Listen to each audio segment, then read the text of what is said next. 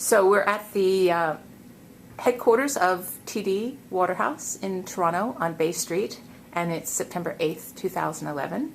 I'm here with Anna Jacobelli, who is the Vice President for TD Waterhouse Discount Brokerage Investor Service Centers.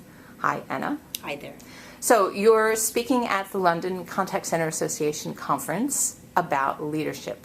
So the first thing I need to ask you is, how or when did you become a leader? So that's a fabulous question.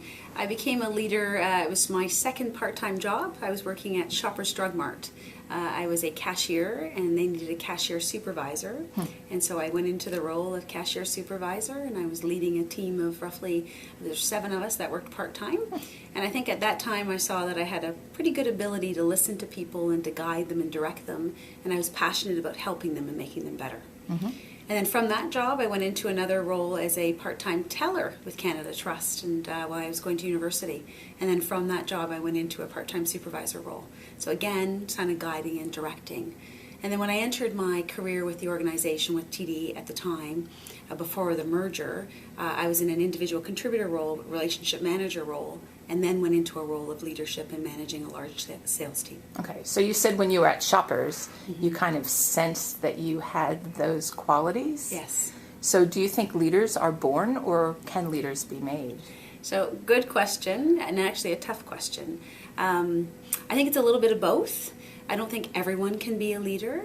I think a leader needs to be very open, needs to be honest. I think a leader has to have the high EQ or emotional quotient and really truly understand and connect with people.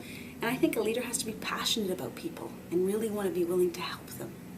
So if you want to be a leader and you don't have those qualities, what happens then? Then you need someone to help you and guide you. And so truly you learn by experience as you go along. So you've worked in call centers for a long time, contact centers? Yes. How long? It's been roughly the last 5 years. Okay. So what's been the biggest surprise for you about the leadership things you've seen in contact centers? Yeah, so I think the hardest has been, my biggest surprise, when you actually look at our young leaders that we have in play today, it's our team managers. So normally they've been on the phones as specialists, and then we move them into a resource type of role, and then we immediately put them into a team manager role, where they've actually never led people. And they actually lead 12 to 15 people.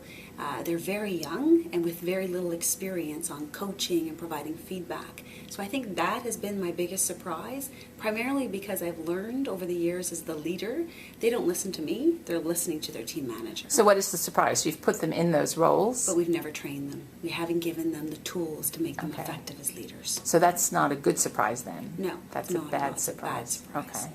So what would you do differently if you could reverse time? What would you do differently? I think that I would make sure that we had appropriate training programs for them as they're growing and kind of coming into the roles and they're learning. We would give them more programs around leadership training, less technical and more so on the leadership side. Interesting. And I think you said that TD has a program like that for leaders? We do now, yes. And so I think but you have to be at a certain level to get in there. Right. Right. So you've gone through the program? I have gone through obviously. it, yeah. Okay.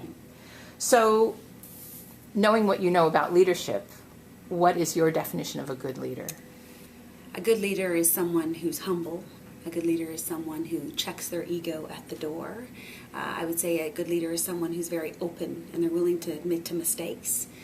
They're passionate about what they do and they've got this great desire to be successful and to want to connect with people. So can you be a leader without having some of those things? Can you be an unpassionate leader?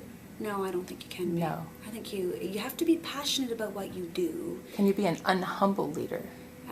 You can be a leader with a little bit of an ego. It's not a bad thing, but too much of it, you'll actually alienate your team around you. Okay. So when you talk to the audience at the conference in October in London, what information are you going to share with them?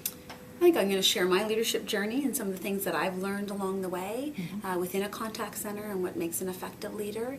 And then if you don't have the qualities, what is it you need to do to be able to become a strong leader? That's great. That's great. Okay, so what leaders do you admire? Like who do you follow or mentor, or not mentor, but who do you look up to? So I've worked for fabulous bosses along the way where I think I've learned something from all of them. But I'd absolutely say Ed Clark, who is our CEO of TD Bank Group, is definitely a leader that I admire.